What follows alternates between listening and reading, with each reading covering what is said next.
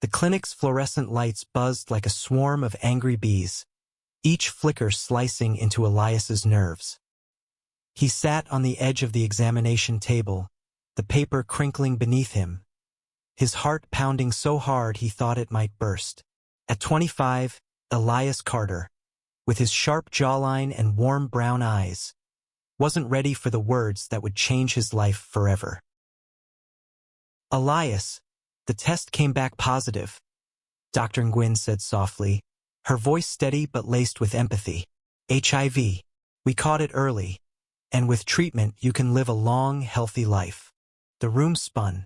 Elias's mind snagged on one word: positive. It wasn't just a diagnosis. It was a sledgehammer to the life he'd built with Julian, his boyfriend of 2 years. Julian Hayes, 26, with his messy blonde curls and infectious laugh, was supposed to be his forever. They'd moved to San Francisco together, chasing dreams of art galleries and late-night jazz bars, their love a bright spark in the foggy city. How was he supposed to tell Julian? Would this break them? Elias stumbled out of the clinic on Market Street, the city's pulse overwhelming. Cable cars clanged, tourists laughed, but all he could hear was his own heartbeat. He needed Julian. He needed to feel safe. His phone buzzed, a text from Julian. "Babe, at the studio late. Meet me there?" Elias clutched the phone, his anchor, and headed toward the Mission District. The studio, a converted warehouse, smelled of paint and possibility. Julian's murals adorned the walls, vivid swirls of color that told stories of resilience and joy. Elias found him there, brush in hand, his lean frame silhouetted against a half-finished canvas. "Jules," Elias whispered, his voice cracking. Julian turned, his green eyes softening. "Hey, you okay?" He set the brush down, crossing the room in 3 strides. Elias collapsed into his arms, the weight of the diagnosis spilling out in sobs. "I tested positive," he choked. "HIV. I don't know how, I don't know what to do." Julian held him tighter, his breath hitching. "We'll figure it out," he murmured. "Together. I'm not going anywhere." But even as he said it, something flickered in his eyes. A shadow Elias couldn't quite read. He chalked it up to shock. Julian loved him. They'd faced this like they faced everything. As a team.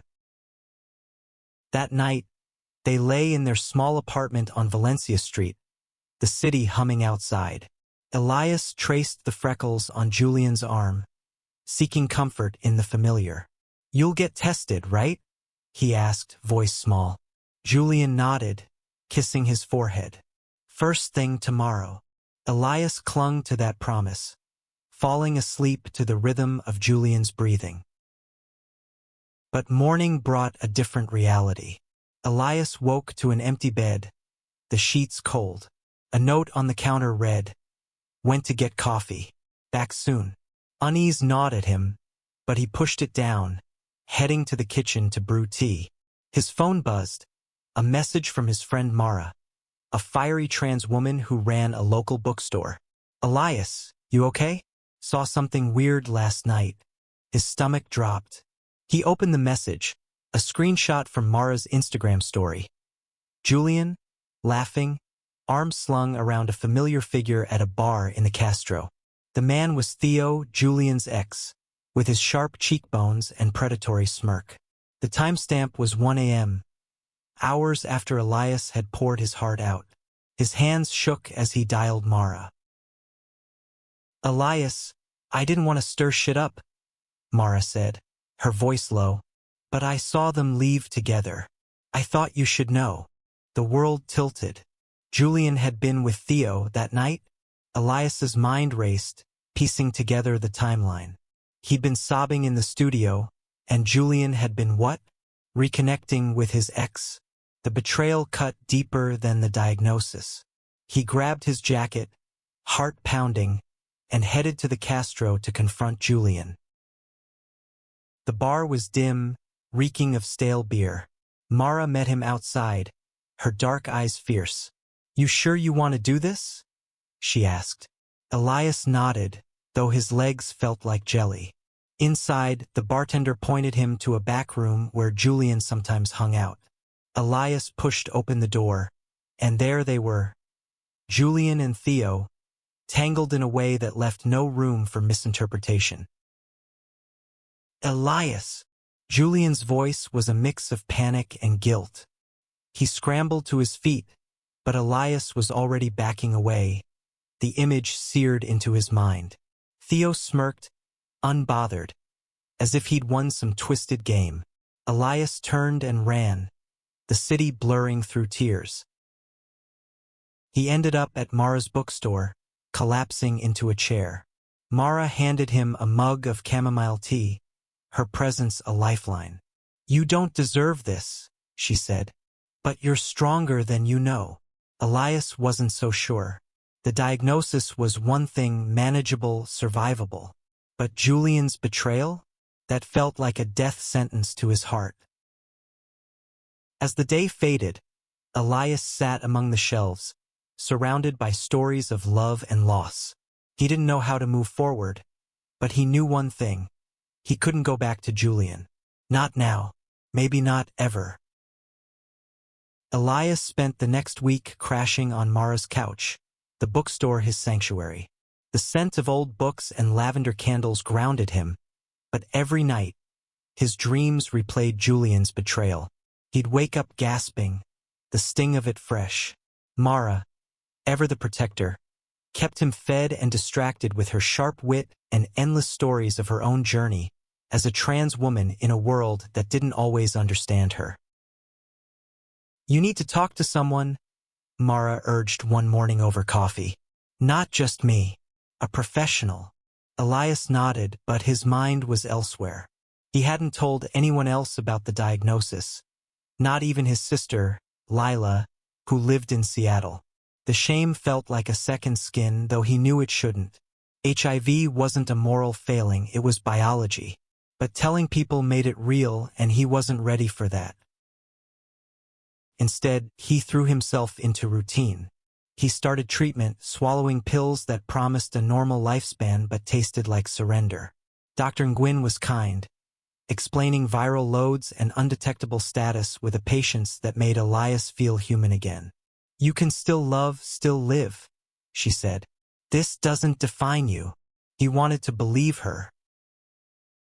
One evening, while shelving books, Elias met Samir, a 27-year-old non-binary artist with warm brown skin and a quiet intensity.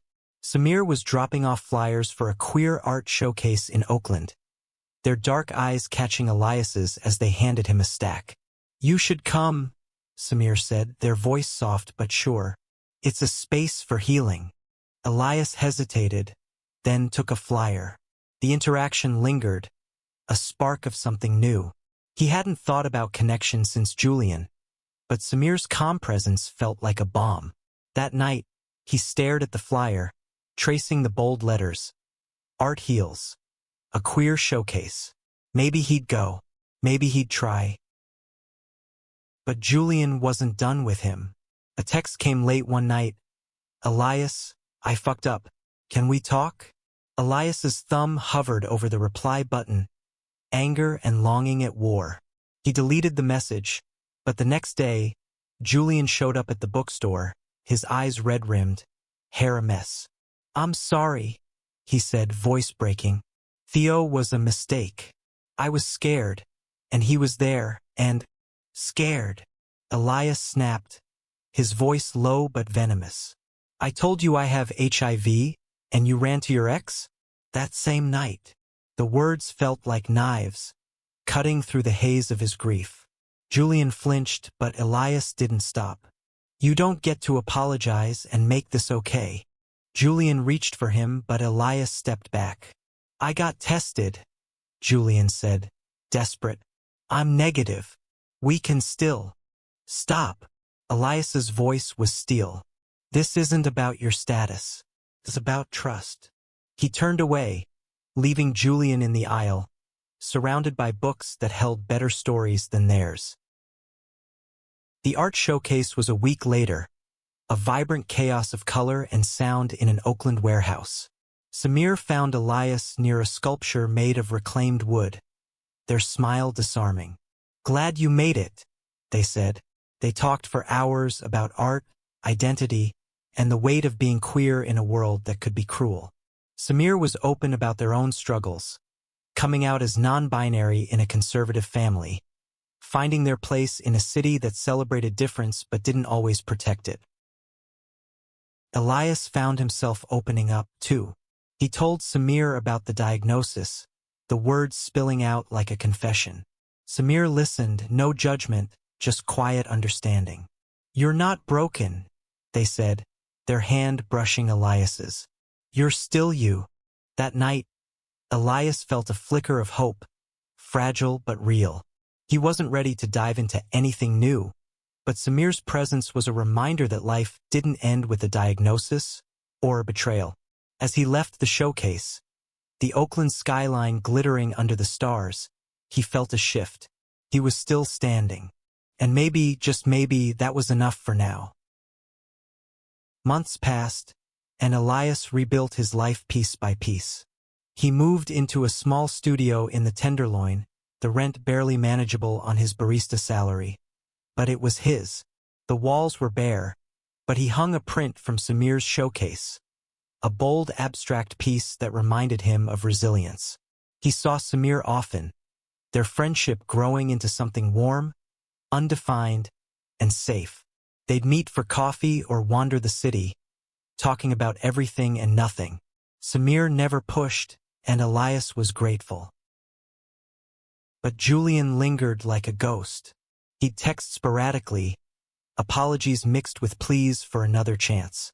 Elias ignored most, but each message reopened the wound. One day, while grabbing lunch at a food truck near Dolores Park, Elias saw him. Julian was with a new guy, laughing, his arms slung casually around the stranger's shoulders. The sight hit Elias like a punch, but he squared his shoulders and walked away. He wasn't that broken man anymore. Therapy helped. Elias started seeing a counselor, Dr. Patel, who specialized in queer health. She was blunt but kind, guiding him through the tangle of shame, anger, and hope. "You're allowed to feel all of it," she said. "The diagnosis, the betrayal, it's a lot. But you're not defined by either." Elias clung to that, repeating it like a mantra. He also joined a support group for queer people living with HIV. The first meeting was terrifying. Admitting his status to strangers felt like stripping naked in public. But the group, a mix of ages and backgrounds, was a lifeline. There was Carmen, a 40-year-old trans woman with a wicked laugh, and Dev, a 22-year-old gay man whose optimism was infectious. They shared stories of survival, love, and stigma, and Elias felt less alone. One night, Samir invited him to a poetry slam in the Mission. The venue was packed, the air thick with anticipation. Samir performed a piece about their non-binary identity, their words raw and electric. Elias watched, mesmerized, as Samir owned the stage, their voice weaving pain and pride into something beautiful. After, they found Elias in the crowd, their eyes bright. "What did you think?" they asked. "You were incredible," Elias said, meaning it. They walked home together, the city alive around them. At a quiet corner, Samir stopped, their hand finding Elias's. "I like you," they said simply. Not pushing, just saying it. Elias's heart raced, but he wasn't scared. He squeezed their hand, a silent promise to himself to explore this, slowly. But the past wasn't done with him. A week later, Theo showed up at the coffee shop where Elias worked. His smirk was gone, replaced by a nervous energy. "Elias, I need to talk," he said, glancing around. "It's about Julian." Elias's stomach churned, but he nodded, stepping outside. Theo's words came fast, like he'd been holding them in too long. "Julian's not okay. He's been spiraling, drinking, partying. I think he's guilty about what happened. He misses you. Elias's jaw tightened. He made his choice, he said coldly. Why are you telling me this? Because I'm not a monster, Theo said, surprising him.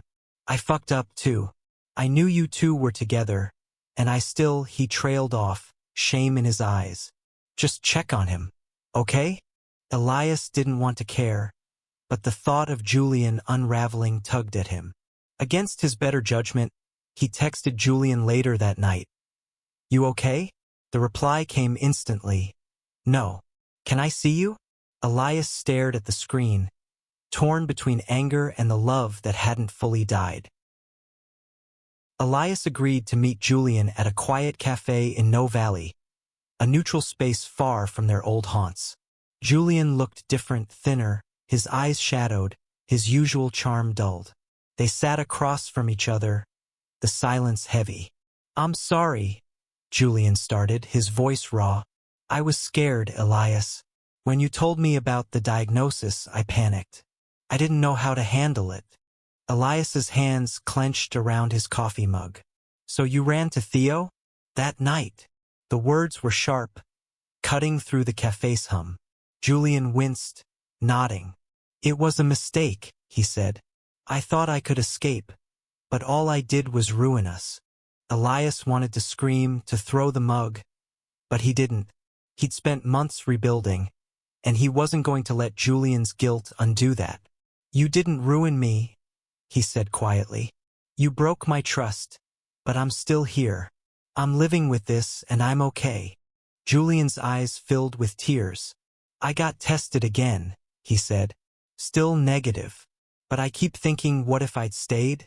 What if I'd been stronger? Elias didn't have an answer. He felt pity, but not love. Not anymore.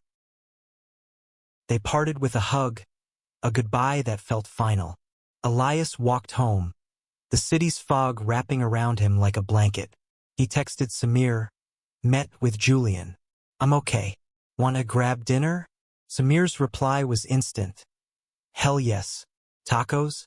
Elias smiled, the weight lifting slightly. Life moved forward. Elias's viral load became undetectable. A milestone Dr. Nguyen celebrated with him. You're doing great, she said.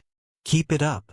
He did, sticking to his meds, his routine, his support group. Carmen and Dev became like family. Their group meetings a mix of laughter and tears. Elias shared his story, his voice steadier each time. Samir was a constant, their connection deepening.